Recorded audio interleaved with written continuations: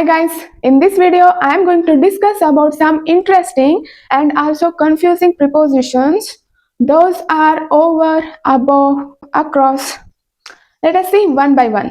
Okay, see here. To say something is higher than something else, we use above and over. What do you mean by above? Means something is higher than something else. ಯಾವುದೇ ಒಂದು ವಸ್ತುವಿಗಿಂತ ಇನ್ನೊಂದು ವಸ್ತು ಎತ್ತರ ಸ್ಥಾನದಲ್ಲಿರುವುದು ಅಂತ ಅರ್ಥ. Right? Then over meaning ಕೂಡ ಅದೇ ಅರ್ಥ ಬರುತ್ತೆ. ಯಾವುದೇ ಒಂದು ವಸ್ತುವಿಗಿಂತ ಎತ್ತರದಲ್ಲಿರುವುದು ಅಂತ ಅರ್ಥ ಅಥವಾ ಮೇಲ್ಮಟ್ಟದಲ್ಲಿರುವುದು. Okay, see the example over here. See here, this is parachute, right? This is lake, ಸರೋವರ. So there is a gap between these two things, right? ನಡುವೆಯಲ್ಲಿ ತುಂಬಾ ಸ್ಪೇಸ್ ಇದೆ. ಈ ಸರೋವರಕ್ಕಿಂತ ಪ್ಯಾರಾಶೂಟ್ ಎತ್ತರದಲ್ಲಿದೆ, right? See here, parachute is above the lake. Parachute ಸರೋವರಕ್ಕಿಂತ ಎತ್ತರದಲ್ಲಿದೆ ಅಥವಾ ಸರೋವರದ ಮೇಲಿದೆ, ರೈಟ್? ಸೊ ಯಾವುದೇ ಒಂದು ವಸ್ತು ಇನ್ನೊಂದು ವಸ್ತುವಿಗಿಂತ ಎತ್ತರ ಸ್ಥಾನದಲ್ಲಿದ್ದಾಗ, ಮೇಲ್ಮಟ್ಟದಲ್ಲಿದ್ದಾಗ ನಾವು ಅಬೌವ್ ಮತ್ತೆ ಓವರ್ ಎರಡೂ ಯೂಸ್ ಮಾಡ್ತೀವಿ. Okay, parachute is over the lake, right? Parachute ಸರೋವರದ ಮೇಲಿದೆ ಅಥವಾ ಸರೋವರದಿಂದ ಎತ್ತರ ಸ್ಥಾನದಲ್ಲಿದೆ, right? So we can also use both above and over. See here next, if something is higher than something else but is not directly over it, means ಯಾವುದೇ ಒಂದು ವಸ್ತು ಇನ್ನೊಂದು ವಸ್ತುವಿನಿಗಿಂತ ಮೇಲ್ಮಟ್ಟದಲ್ಲಿದೆ ಅಥವಾ ಎತ್ತರದಲ್ಲಿದೆ, ರೈಟ್? ಆದ್ರೆ ಡೈರೆಕ್ಟ್ ಆಗಿ ಅದ್ರ ಮೇಲೇನೆ ಇಲ್ಲ, ಆ ವಸ್ತುವಿನ ಮೇಲ್ಗಡೆನೆ ಇಲ್ಲ, ಅಕ್ಕಪಕ್ಕ ಇರ್ಬೋದು, ರೈಟ್? ಎತ್ತರದಲ್ಲಿದೆ ಆದ್ರೆ ಅದ್ರ ಮೇಲೇನೆ ಇಲ್ಲ ಡೈರೆಕ್ಟ್ ಆಗಿ. See the example over here, parachute is above the lake. So this is correct, right? Parachute. So this is the lake, ಸರೋವರ. ಸರೋವರಕ್ಕಿಂತನೂ ಇದು ಎತ್ತರ ಸ್ಥಾನದಲ್ಲಿದೆ ಪ್ಯಾರಾಶೂಟ್, ರೈಟ್? ಬಟ್ ಸರೋವರದ ಮೇಲೆ ಡೈರೆಕ್ಟ್ ಆಗಿ ಅದು ಇಲ್ಲ, ಸ್ವಲ್ಪ ಸೈಡ್ಗಿದೆ, right? In that case we use only above, right? Parachute is above the lake. We can't say parachute is over the lake. Over the lake means direct ಆಗಿ ಅದ್ರ ಮೇಲೆ ಇದ್ದಾಗ ಮಾತ್ರ ನಾವು ಓವರ್ ಯೂಸ್ ಮಾಡ್ತೀವಿ, right? See here, in this case we can say both above and over, right? ಈ ಸರೋವರದ ಮೇಲೇನೆ ಈ ಪ್ಯಾರಾಶೂಟ್ ಇದೆ, we can use both above and over. But in this case ಯಾವುದೇ ಒಂದು ವಸ್ತು ಅಥವಾ ಇಲ್ಲಿ ಮನೆ ಇದೆ ಅಂತ ತಿಳ್ಕೊಳ್ಳಿ, ಯಾವುದೋ ಒಂದು ಬೆಟ್ಟದ ಮೇಲೆ, right? So that house is above the lake, right? ಆ ಮನೆ ಸರೋವರಕ್ಕಿಂತ ಎತ್ತರದಲ್ಲಿದೆ, right? So parachute is above the lake. Above use ಮಾಡ್ತೀವಿ, not over in this case. Okay, remember this. See here another example, table. So this is table, right? Clock is there. In this case what we are going to say, clock is above the table, right? ಈ table ಗಿಂತ clock ಎತ್ತರ ಸ್ಥಾನದಲ್ಲಿದೆ, but ಅದು ಈ table ಮೇಲ್ಗಡೆನೆ ಇಲ್ಲ, right? ಸ್ವಲ್ಪ side ಗಿದೆ, ಎತ್ತರ ಸ್ಥಾನದಲ್ಲಿದೆ, right? There is a space between clock and table, right? So in that case we use above. Clock is above the table. If clock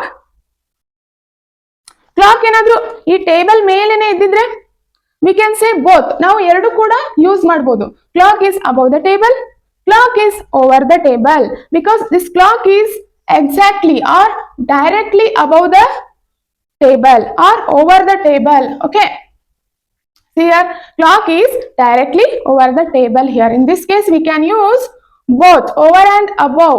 But ಯಾವುದೇ ಒಂದು ವಸ್ತು ಯಾವುದೇ ಇನ್ನೊಂದು ವಸ್ತುವಿಗಿಂತ ಎತ್ತರ ಸ್ಥಾನದಲ್ಲಿದೆ ಬಟ್ ಅದು ಸೈಡ್ ಅಲ್ಲಿದೆ ಅಂತ ಸಂದರ್ಭದಲ್ಲಿ ನಾವು above ಮಾತ್ರ ಯೂಸ್ ಮಾಡ್ತೀವಿ. Okay, see here another example.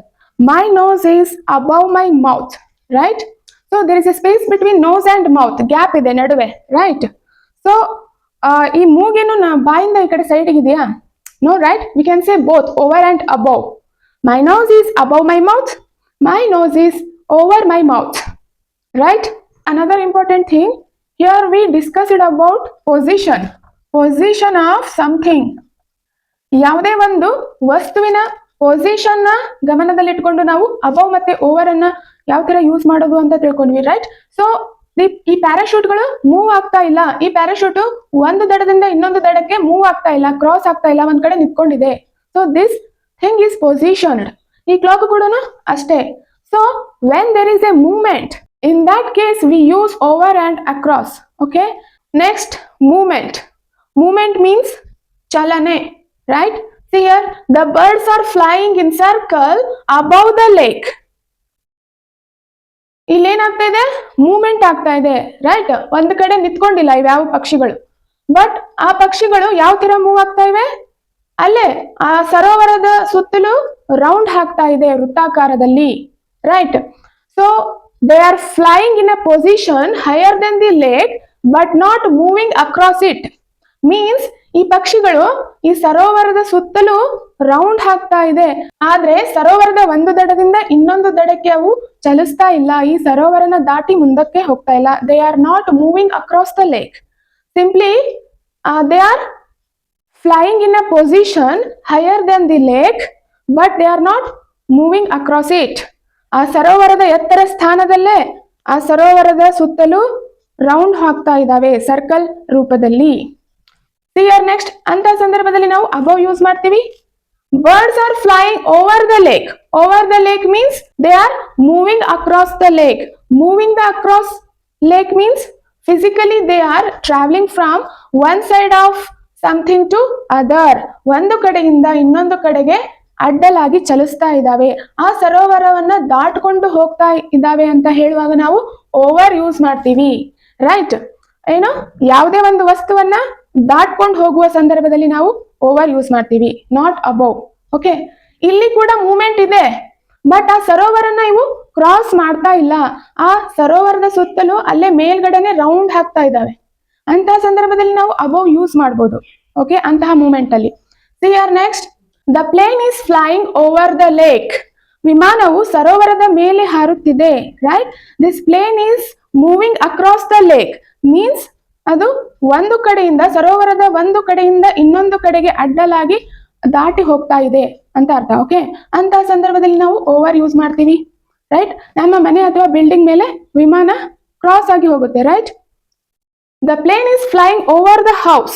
ನಮ್ಮ ಮನೆ ಅಥವಾ ಬಿಲ್ಡಿಂಗ್ ಅನ್ನ ಒಂದು ಕಡೆಯಿಂದ ಇನ್ನೊಂದು ಕಡೆಗೆ ದಾಟಿ ಹೋದಾಗ ನಾವು ಓವರ್ ಯೂಸ್ ಮಾಡ್ತೀವಿ, ರೈಟ್? ದಟ್ ಈಸ್ ಮೂವ್ಮೆಂಟ್, ಚಲನೆಯಲ್ಲಿದೆ. ಯಾವ ತರ ಚಲನೆ? ಒಂದು ಕಡೆಯಿಂದ ಇನ್ನೊಂದು ಕಡೆಗೆ ಆ ಒಂದು ವಸ್ತುವನ್ನ ಅಡ್ಡಲಾಗಿ ದಾಟಿ ಹೋದಾಗ ಅಂತ ಸಂದರ್ಭದಲ್ಲಿ ನಾವು ಓವರ್ ಯೂಸ್ ಮಾಡ್ತೀವಿ, not above. Okay, here next, can you jump over the river? So jumping is also something higher than the lake, right? ಈಗ ಯಾವ್ದಾದ್ರು ಸಣ್ಣ ಸರೋವರ ಇದ್ದಾಗ ನಾವು ಜಂಪ್ ಮಾಡ್ತೀವಿ, right? Can you jump over the lake? We can also use across. Can you jump across the river? Across means ಒಂದು ಕಡೆಯಿಂದ ಇನ್ನೊಂದು ಕಡೆಗೆ ಹೋಗುವುದು ಅಂತ ಅರ್ಥ, right? Can you jump across the river? ನೀವು ಆ ಸರೋವರವನ್ನು ದಾಟುತ್ತೀರಾ, right? Okay, I am swimming across the lake. Here ಇಲ್ಲಿ ಓವರ್ ಬರೋದಿಲ್ಲ, I am swimming over the lake. So ನೀವು ಸ್ವಿಮ್ಮಿಂಗ್ ಮಾಡುವಾಗ ನೀರ್ ಬಿಟ್ಟು ಮೇಲೆ ಏನು ಸ್ವಿಮ್ಮಿಂಗ್ ಮಾಡೋದಿಲ್ಲ, ನೀರಿನಲ್ಲೇ ಸ್ವಿಮ್ಮಿಂಗ್ ಮಾಡ್ಬೇಕಾಗುತ್ತೆ, ಈಜ್ಬೇಕಾಗುತ್ತೆ, ರೈಟ್? ಅಂತ ಸಂದರ್ಭದಲ್ಲಿ ನೀವು ಅಕ್ರಾಸ್ ಯೂಸ್ ಮಾಡ್ತೀರಾ ಯಾವ್ದಾದ್ರು ಸರ್ಫೇಸ್ ಇದ್ದಾಗ, right? I am swimming across the lake. In this case we will not use over. The boat is moving across the lake. Across the lake ಇದೇನಿದು? Boat, right? ಈ ದೋಣಿ ಸರೋವರದ ಮೇಲೆ ಸಾಗುತ್ತಿದೆ, ರೈಟ್?